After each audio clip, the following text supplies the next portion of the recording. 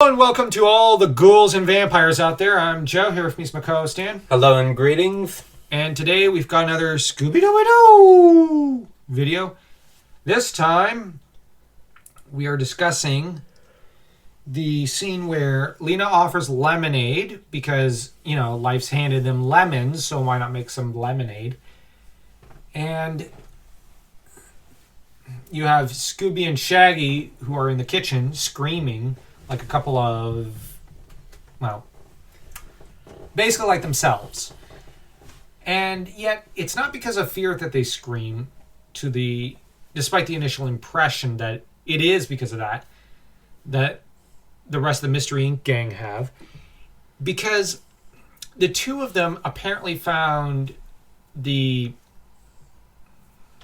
because of the red peppers on the island, which the two of them proceeded to take a bite out of, not realizing that when Lena said, "It's spicy," she meant it. They apparently thought, well, we can take it. The funny thing is, when I actually visited Arizona, I got to try some Mexican cuisine, and yes, it was spicy. Spicier to an extent than anything up in Canada. Not as spicy as I remember it from when I was a kid. Not as spicy as some Japanese foods, but it was still really, really spicy. So my mouth was on fire a few times. And let's be honest, Mexican food is really good. But this isn't Mexican food, I believe. In this case, whatever recipes are on that island would probably be more Cajun, which it's its own thing. It's not properly French, for example.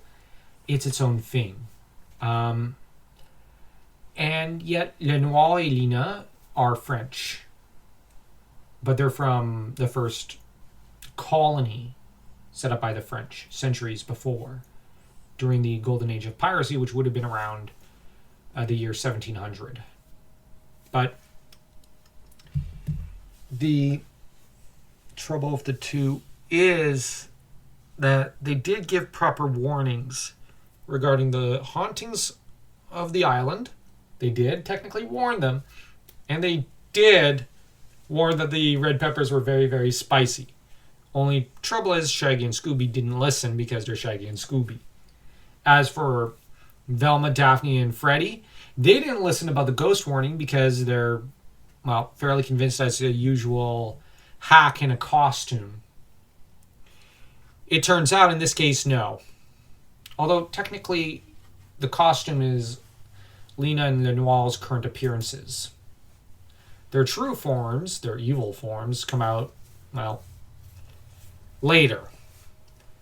But as to the Mystery Inc. gang, when they arrive in the kitchen, it is to find Shaggy and Scooby drinking, Scooby shoving his face into a glass container to drink all the juice in it. And Shaggy basically downs an entire water container, which is kind of impressive.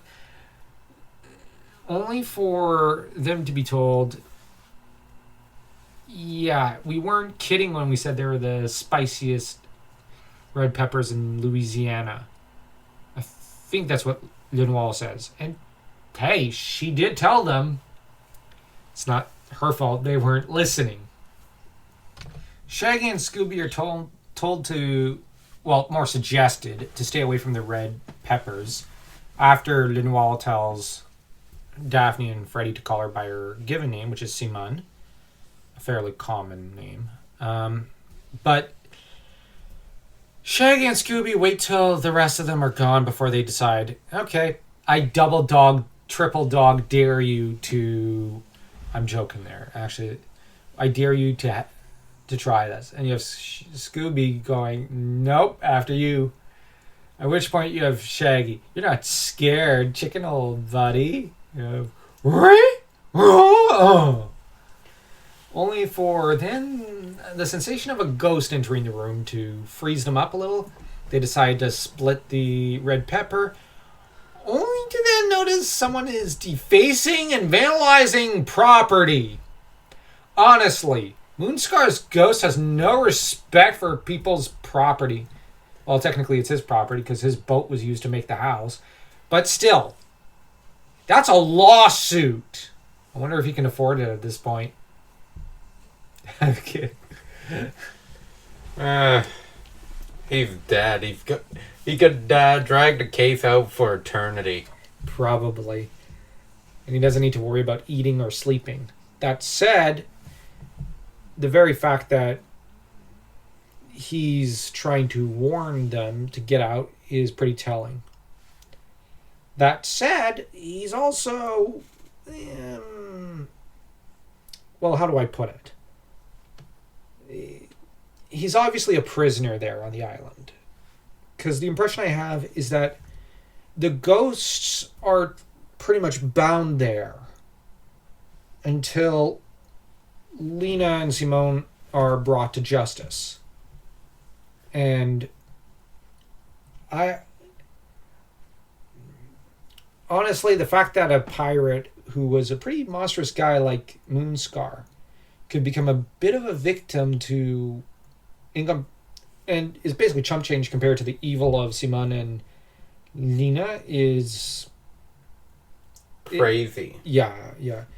But kudos to these writers for some pretty complex writing there. Because you don't know whether to say, good for him, he deserved it, considering what he's done.